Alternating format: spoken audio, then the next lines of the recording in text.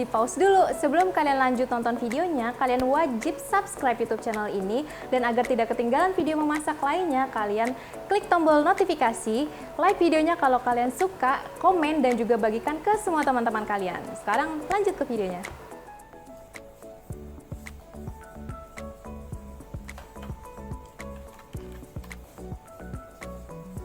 Halo Sase Lovers, selamat pagi semuanya. Selamat datang di kursus masak online Beef Up Class bareng sajian sedap yang diselenggarakan oleh True Aussie Beef. Spesial banget nih Sase Lovers untuk kursus masak online kali ini. Gimana nih Sase Lovers kabarnya? Semoga selalu dalam keadaan baik ya. Di masa saat ini kan kita masih ada di situasi pandemi seperti saat ini ya Sase Lovers. Jangan lupa untuk terus menerapkan protokol kesehatan. Dan jangan lupa juga untuk tetap meningkatkan imun tubuh juga, jadi supaya tidak ada virus-virus yang masuk ke dalam tubuh dengan cara memakan makanan yang sehat dan mengkonsumsi makanan yang kaya akan gizi dan juga nutrisi yang bermanfaat untuk tubuh Sase Lovers. Dan jadi di masa pandemi ini nih kita tuh wajib banget untuk memilah dan juga memilih makanan seperti apa yang akan kita konsumsi, kaya akan kandungan gizi dan juga nutrisi. Dan salah satunya Sase Lovers bisa mengkonsumsi daging. Tapi kalau ngomong-ngomong masalah daging ya, pasti banyak banget dari Sase Lovers yang berpikir bahwa wah daging udah pasti susah diolahnya. Yang kedua, bisa jadi daging itu sudah pasti proses masakannya yang cukup memakan waktu yang lama. Nah, nggak perlu khawatir, di kursus masak online Beef Up Class bareng sajian sedap dan True Aussie Beef kali ini kita akan membuat olahan daging yang spesial banget yang dibuat langsung oleh chef ternama. Dan ini pastinya praktis, mudah dipraktekkan dan juga hasilnya enak dan juga spesial banget untuk keluarga tercinta. Oke, sebelumnya perkenalkan, nama saya Resi Ristiani. Saya adalah host yang akan membawakan acara kursus masak online bersama Aussie Beef kali ini.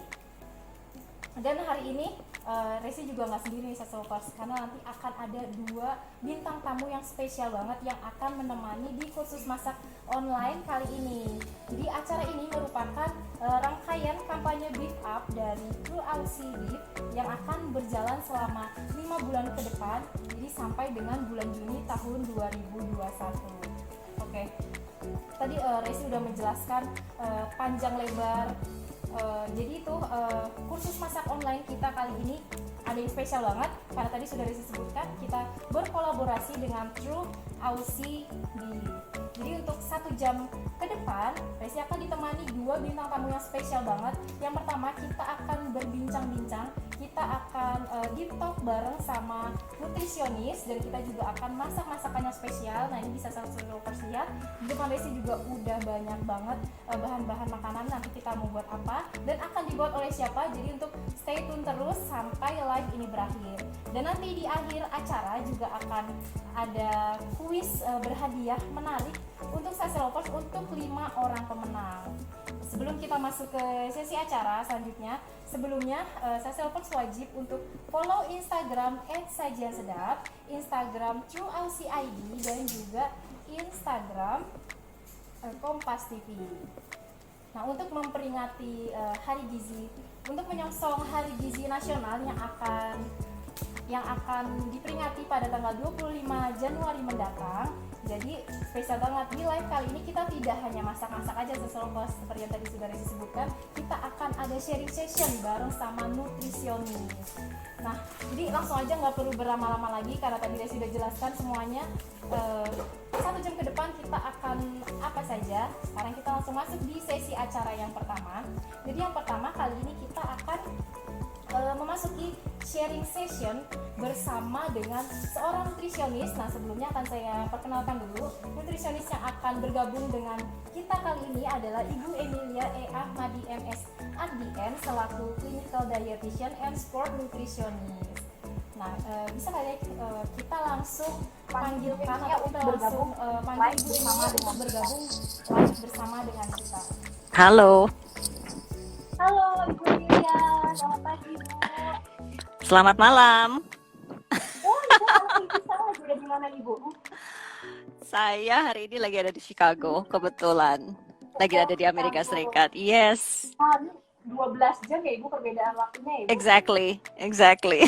Terima kasih banget loh Ibu, karena Ibu sudah Ibu Emilia sudah menyempatkan diri untuk bergabung bersama Sajian Sedap dan juga di Deep Aqua kali ini. Dan terima kasih banget untuk waktunya juga. Jadi untuk Saselopos kali ini kita akan di-talk bareng sama Ibu Emilia, seorang nutrisionis.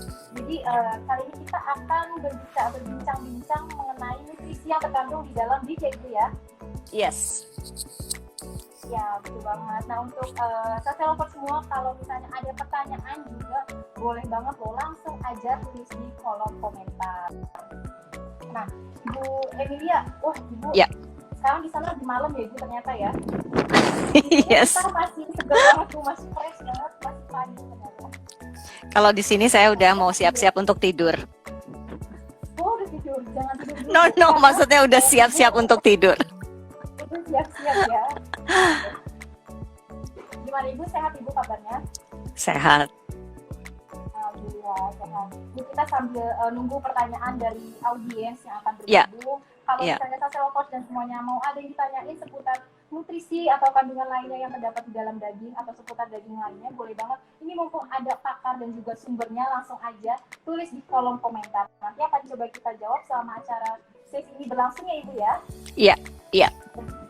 Ya Ibu, sambil menunggu nih Bu, aku mau ada yang mau aku tanya sama Ibu. Kan dari tadi aku udah nyebutin yang namanya gizi dan juga nutrisi dari tadi ya berkali-kali. Dan aku juga pernah baca kalau ternyata daging itu memiliki kandungan yang baik untuk tubuh juga yang kita butuhkan untuk tubuh. Nah, aku mau tanya nih sama Ibu Emilia, ada nggak sih Bu hubungannya antara BIT sama nutrisi atau gizi yang kita butuhkan untuk tubuh Bu? Definitely ya, karena gini, berdasarkan surat dari Kemenkes aja disampaikan bahwa daging merah itu menjadi salah satu sumber protein berkualitas yang harus dikonsumsi secara rutin. Jadi dari sisi asupan memang harus ada, tapi memang ujung-ujungnya semuanya tergantung dari berapa banyak porsi yang kita konsumsi setiap hari. Kalau ditanya apakah daging merah itu menjadi bagian dari asupan gizi, jawabannya yes, karena kandungannya luar biasa. Kalau dari sisi kandungan makronutrisi, proteinnya kan tinggi sekali, itu satu. Tapi kalau dari kandungan mikronutrisinya, ada zinc, ada zat besi, kemudian ada B12, nah masing-masing fungsinya luar biasa. Karena kalau kita bicara zinc itu sangat efektif untuk membantu meningkatkan daya tahan tubuh. Nah biasanya kalau sekarang, bukan biasanya sih, sejak 1 tahun terakhir ini zinc atau daya tahan tubuh menjadi sesuatu yang sangat penting, yang semua orang harus miliki dalam tingkat yang cukup tinggi. Jadi ujung-ujungnya kalau Anda ingin meningkatkan daya tahan tubuh tinggi, ya hati-hati dengan memilih makanan. Salah satunya yang harus dipilih adalah makanan yang kandungan zincnya tinggi. Nah, kemudian kalau kita bicara zat besi itu penting untuk fungsi syaraf. Kalau kita bicara B12 itu penting untuk aktivitas fisik. Kenapa? Karena dia akan yang membantu tubuh kita untuk memproduksi energi. Jadi definitely daging merah ini menjadi salah satu aspek dari asupan gizi yang baik dan seimbang. Oleh karena itu tidak main-main, Kemenkes pun memberikan panduan berapa banyak, kapan.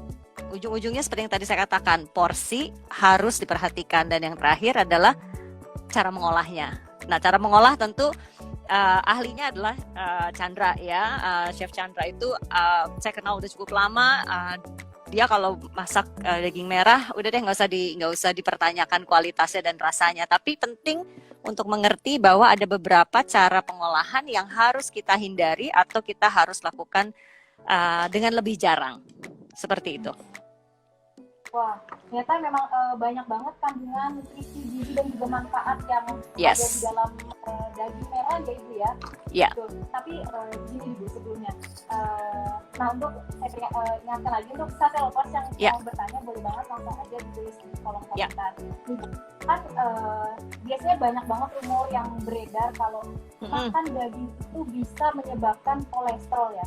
Nah kalau menurut pandangan Ibu Emilia sendiri bagaimana Ibu?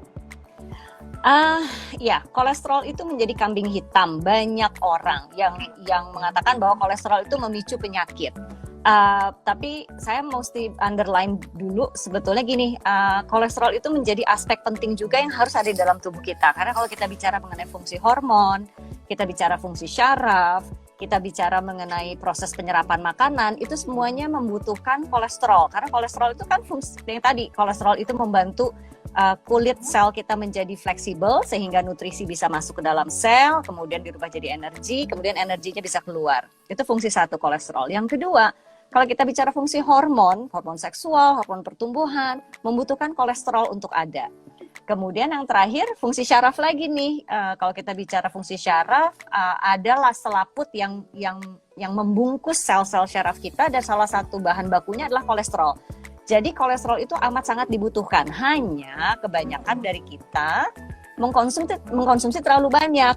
Nah, kunci ujung-ujungnya jadinya itu, kita ketakutan. Kenapa? Karena kita sendiri yang melakukan kebiasaan yang buruk. Kita tidak bisa menahan diri, kita tidak bisa mengatur.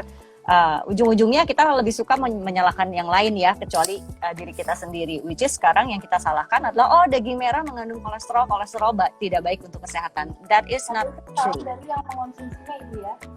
Exactly, tergantung dari siapa yang mengkonsumsi dan berapa banyak dikonsumsinya, berapa sering dikonsumsinya. Tapi iya, kita memang harus mengakui bahwa kolesterol itu hanya ada di produk hewan, tapi bukan hanya ada di daging ya. Jadi semua produk hewan.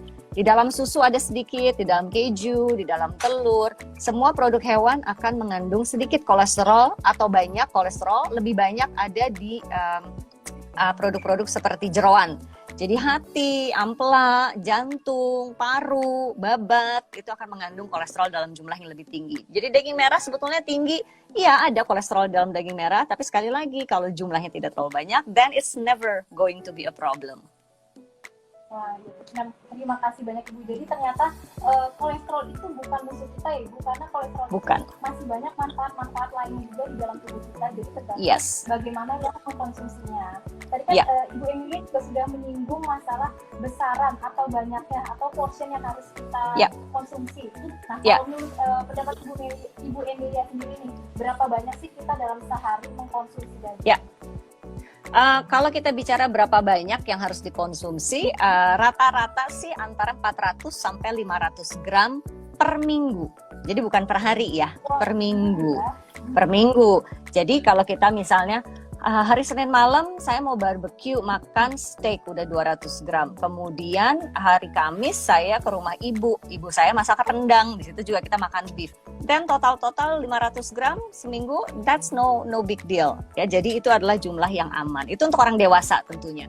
Nah, kalau kita bicara mengenai anak-anak, anak-anak itu mungkin relatif tergantung usianya. Kalau di atas 12 tahun mungkin sekitar 300-350 gram per minggu. Di bawah itu mungkin sekitar 200 gram per minggu. Jadi memang tidak terlalu banyak. Kita tidak membutuhkan daging merah dalam jumlah yang sangat besar, tapi kita membutuhkan daging merah secara konsisten. Tadi ada pertanyaan saya lihat, bagaimana kalau untuk seorang vegetarian yang tidak makan daging? Ya, nah kalau kita bicara mengenai vegetarian, kan vegetarian itu ada macam-macam ya. Kalau misalnya vegetarian ini masih minum susu atau makan telur atau namanya lacto-ovo vegetarian, mereka masih mendapatkan zat besi dan zat besi B12, zinc dari susu, dari telur. Tapi kalau misalnya saya benar-benar total vegan, jadi saya tidak mengkonsumsi produk hewan sama sekali. Unfortunately, untuk mereka yang total vegetarian atau vegan, ya harus mendapatkan asupan nutrisi tadi dari suplementasi, ya. Nah, kalau saya bicara suplementasi, kualitas suplementasi dengan kualitas mikronutrisi yang kita dapatkan dari makanan yang sesungguhnya, tubuh kita lebih mudah mencernanya kalau dari makanan, lebih mudah menyerapnya dari makanan. Dan kalau kita dapatnya dari makanan, kecenderungan untuk toksisitas atau mengkonsumsi berlebih tidak akan terjadi atau sulit terjadi. Kecuali kalau Anda sangat suka makan daging merah, setiap hari makan 500-700 gram, then you have a problem. Jadi kalau misalnya Anda memang vegetarian, ya suplementasi adalah jalan keluarnya. Nah, itu tuh, jadi saya perlu banget dan penting banget untuk diperhatikan semua yang tadi sudah disampaikan oleh Ibu Emilia. Bu, ini sudah ada pertanyaan dari audiens yang masuk, sudah saya baca. Ini dari Raisa Auliani. Ini pertanyaannya, mengapa anak-anak dianjurkan banyak makan daging? Oke, tadi yang saya sudah sempat katakan di awal, daging itu mengandung zat besi. Zat besi itu penting untuk fungsi syaraf. Nah, kita tahu anak-anak itu adalah usia di mana syaraf bertumbuh secara cepat dan agresif. Jadi untuk memaksimalkan dan meyakinkan bahwa fungsi syarafnya 100% atau sisi dari kognitif anak ini juga bisa dicapai dengan optimal, zat besi itu harus selalu ada, harus masuk. Nah, sekali lagi sumber zat besi yang paling mudah, yang paling baik kualitasnya, yang gampang dicerna, gampang diserap adalah zat besi dari hewan. Salah satunya adalah daging merah. Jadi itu yang membuat kenapa daging merah ini menjadi isu kalau tidak ada di asupan makanan anak-anak kita secara rutin. Sekali lagi nih, berapa banyak, kemudian bagaimana memasaknya, dan yang ketiga jenis dagingnya juga. Jadi gini, tidak semua daging merah itu sama. Amat sangat. Dan kalau kita memilih dagingnya dengan benar, contohnya daging Australia. Saya membantu Meat Livestock Australia sudah cukup lama. Kenapa saya konsisten dengan Meat Livestock Australia? Karena kualitas daging merahnya luar biasa bagus, kandungan lemaknya bagus, kemudian tidak berlebihan dengan gajinya, kemudian proses sapi ini diternak, dibesarkan, kemudian dislaughter dengan baik, kemudian dikirim dengan baik, dicil dengan baik. Which is akan memberikan kepada kita pilihan daging merah yang sanitasinya tinggi, halal, dan berkualitas tinggi. Jadi it's a perfect package. Oh iya, terima kasih Bu untuk penjelasannya panjang lebar banget. Dan ini masih ditunggu loh pertanyaan dari Sase Lovers semuanya, yang kalau mau ada pertanyaan seputar nutrisi yang terkandung di dalam daging, mungkin manfaat-manfaat lainnya yang terkandung di dalam daging, mumpung lagi ada sumbernya nih seorang nutrisionis, bisa langsung tanya aja di kolom komentar. Yeah.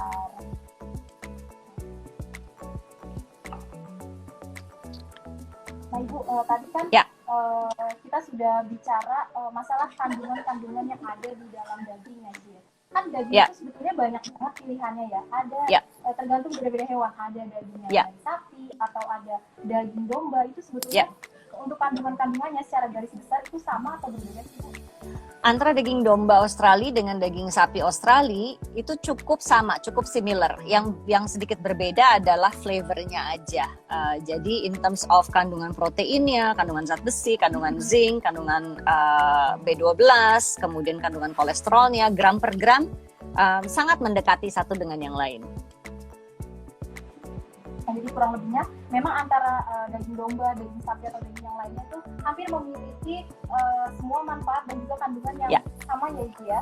Yes, betul. Nah itu untuk Sase Lovers boleh banget ditunggu pertanyaannya yang mau dipertanyakan untuk Ibu Emilia, langsung aja tulis di kolom komentar. Mungkin sudah ada pertanyaan-pertanyaan lain yang masuk. Oh, tadi ada pertanyaan satu yang saya lihat sekilas. Bagaimana dengan menggoreng? Menggoreng. Orang Indonesia itu sangat suka semuanya digoreng, ya. Sebetulnya menggoreng itu membawa kita ke masalah yang juga umum di masyarakat Indonesia, yaitu trigliserid tinggi. Jadi biasanya orang kalau punya trigliserid tinggi, saya akan curiga dengan dua hal. Satu, banyak makan gorengan. Kedua, banyak mengkonsumsi semuanya yang manis. Apakah makan kue, minum teh manis, minum kopi dikasih sirup, atau minum sirup itu sendiri. Jadi mengkonsumsi lebih banyak gula dan menggunakan minyak goreng, artinya mengolah makanan dengan menggoreng, itu yang biasanya akan membawa masalah kepada trigliserid tinggi. Nah, biasanya kalau trigliseridnya tinggi terlalu lama, ujung-ujungnya adalah fatty liver. Nah, kalau orang punya fatty liver, biasanya setelah itu adalah kontrol kolesterolnya jelek sekali. Artinya, biasanya dia akan lama-lama melihat LDL-nya makin lama makin tinggi, HDL-nya makin lama makin rendah, dan totalnya juga semakin lama semakin tinggi. So, ini situasi yang sangat tidak ideal, dan dikombinasi dengan faktor-faktor lain bisa mencetuskan penyakit jantung koroner. Jadi mungkin dari sini gitu orang-orang kemudian mulai menyambung-nyambungkan, oh kolesterol itu kemudian daging merah, kemudian penyakit jantung, tapi sebetulnya enggak. Bukan itunya yang jadi masalah. Yang jadi masalah adalah proses pengolahannya. Jadi penting banget proses pengolahannya juga harus diperhatikan ya Ibu. Yes. Nah, tadi kita menyinggung proses pengolahan. Gimana kalau misalnya Indonesia itu pasti kan kita beragam banyak banget ragam makanan, aneka olahan daging di setiap daerahnya juga ada. Yeah. ada salah satu makanan yang harus daging misalnya harus melewati banyak proses pemasakan. Nah, kalau misalnya sudah digoreng, selanjutnya kembali dikeringkan di oven atau direbus terlebih dahulu lalu dikeringkan di oven. Nah, kalau menurut Ibu Emilia sendiri, kandungan atau nutrisi yang ada di dalam daging itu dia masih tetap sama di awal atau dia sudah mengalami pengurangan karena sudah melalui banyak tahap proses pengolahan? Kalau kita bicara mengenai daging, satu-satunya mikronutrisi yang akan terganggu dengan proses penghangatan makanan itu adalah B12.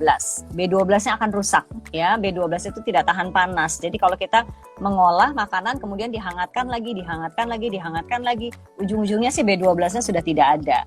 Tapi kalau kita bicara kandungan protein, betul. Tapi kalau kita bicara kandungan protein, kita bicara zat besi, kita bicara zinc, itu tidak akan terpengaruh oleh panas. Jadi masih tetap ada. Jadi walaupun dipanaskan, kita tetap akan mendapatkan hasil yang atau jumlah yang sama dari apa yang kita konsumsi. Hanya B12 yang akan rusak. Terima kasih Bu untuk semua penjelasannya. Tapi sebelumnya nih Bu, kan kita lagi ada di masa pandemi seperti saat ini ya. Menurut Ibu nih ya, menurut Ibu Amelia, aku mau tanya Ibu, gimana sih caranya kita untuk memaintain tubuh supaya kandungan nutrisi yang ada dalam tubuh itu tetap terjaga dan semuanya, jadi kita apalagi di masa pandemi seperti saat ini dan kita tetap melakukan aktivitas normal, tetapi kita harus ada beberapa yang harus terbatas juga. Nah, ini gimana caranya supaya kandungan nutrisi yang ada dalam tubuh kita itu tetap terjaga? Ujung-ujungnya tetap prinsip yang sama. Saya selalu menganjurkan untuk hidup seimbang. Nah, hidup seimbang itu bisa beda-beda untuk satu orang dengan orang yang lain ya. Tapi secara garis besar yang namanya hidup seimbang itu kita harus mengkonsumsi makanan semuanya dalam semua grup makanan. Contohnya ada karbohidrat, ada protein, ada lemak. Tapi kita harus memilih dari kualitas bahan mentah yang baik. Contohnya lagi, kalau karbohidrat kita menganjurkan contohnya roti gandum. Kemudian kita bicara mengenai beras merah. Kemudian kita tidak mengkonsumsi tepung-tepung putih terlalu banyak, gula putih tidak terlalu banyak. Jadi fokus dengan yang kandungan seratnya tinggi. Mengkonsumsi buah-buahan segar, mengkonsumsi lebih banyak sayuran. Itu udah pasti. Itu yang kita masukkan dalam kategori karbohidrat, harus dikonsumsi. Yang kedua adalah protein. Nah, kalau protein, kita bisa membagi dua sih jenis proteinnya, protein hewan dengan protein nabati. Nah, kalau protein hewan, salah satunya tentunya daging merah. Kalau protein nabati, terkenal sekali di Indonesia tahu dan tempe. Tapi kalau bisa sih jangan selalu digoreng. Kalaupun digoreng, gorenglah dengan minyak yang baik, dengan temperatur yang tepat, supaya minyaknya tidak diserap oleh tahu dan tempenya. Kemudian, mengkonsumsi lemak yang sehat. Lemak yang sehat itu seperti apa? Lemak sehat itu seperti kalau kita makan kacang-kacangan. Nah, dalam hal ini saya tidak bicara mengenai kacang Bali ekstra madu, bukan itu ya, tapi kacang yang kacang rebus, kemudian kacang almond. Tapi memang saya tahu almond itu relatif tidak selalu tersedia. Jadi makan kacang tanah boleh-boleh aja, tapi tentunya jangan digoreng lagi ya. Kemudian anjuran saya juga adalah mengkonsumsi air putih dalam jumlah yang cukup. Nah, rata-rata kita dianjurkan mengkonsumsi sekitar 2 liter setiap hari. Kemudian dua hal yang mungkin kalau kita bicara gizi jarang dimunculkan ke permukaan, tapi saya akan menggarisbawahi bahwa dua hal aktivitas ini juga akan sangat penting. Yang pertama adalah olahraga rutin. Nah, olahraga itu mungkin kadang-kadang orang, aduh gue nggak punya waktu. Jalan kaki is olahraga. Naik turun tangga bisa dikonsider sebagai olahraga. Paling bagus sih tentunya kalau kita menyiapkan waktu melakukan sesuatu yang lebih terstruktur. Tapi sekedar jalan lebih cepat, naik turun tangga, tidak gampang naik elevator atau eskalator, that is olahraga yang rutin. Kemudian yang terakhir adalah istirahat. Konteks dari konsumsi makanan yang sehat, minum air yang bagus, olahraga rutin, kemudian istirahat yang cukup, itu penting semuanya untuk imun sistem. Jadi kita nggak bisa pilih salah satu, kita harus melakukan semuanya, dan that's the only way kita bisa mencegah COVID-19. Ya, baik, terima kasih banyak Ibu untuk semua penjabarannya, penjelasannya tentang nutrisi yang terkandung di dalam daging, dan tadi Ibu juga sudah menjelaskan manfaat kandungannya, lalu bagaimana sih untuk menjaga nutrisi supaya tetap ada di dalam tubuh kita dengan cara istirahat, pola makan, minum, dan semuanya juga, pokoknya semua harus balance ya Ibu ya. Dan Terima kasih banyak Ibu, sayang banget sesi untuk sharing session kita harus berakhir, padahal masih banyak banget ini pertanyaan-pertanyaan dari sales lover semua. Mungkin kita bisa bertemu di lain kesempatan lagi ya Ibu ya. Definitely bisa. Thank you. Iya. Terima kasih Ibu. Selamat malam. Selamat pagi. Nah, iya, wah pagi ya. Tadi untuk sharing session kita bersama dengan Ibu Emilia sudah berakhir, sayang banget, dan kita akan masuk ke acara yang berikutnya. Tapi sebelumnya Resi mau mengingatkan untuk sales lovers, jangan lupa nanti di akhir acara kita akan ada sesi kuis yang pastinya hadiahnya menarik banget untuk 5 orang pemenang. Dan jangan lupa untuk follow 3 Instagram, yaitu Instagram @sajiansedap, Instagram TrueAusi.id, dan juga Instagram Kompas TV. Dan tonton live-nya terus sampai berakhir. Dan ini nih sekarang yang paling ditunggu-tunggu, gak cuma sama sales lovers aja, tapi juga sama Resi juga nih, karena kali ini kita akan membuat olahan daging yang spesial banget dari chef yang udah gak asing lagi pastinya. Oke, langsung aja kita panggilkan Chef Chandra.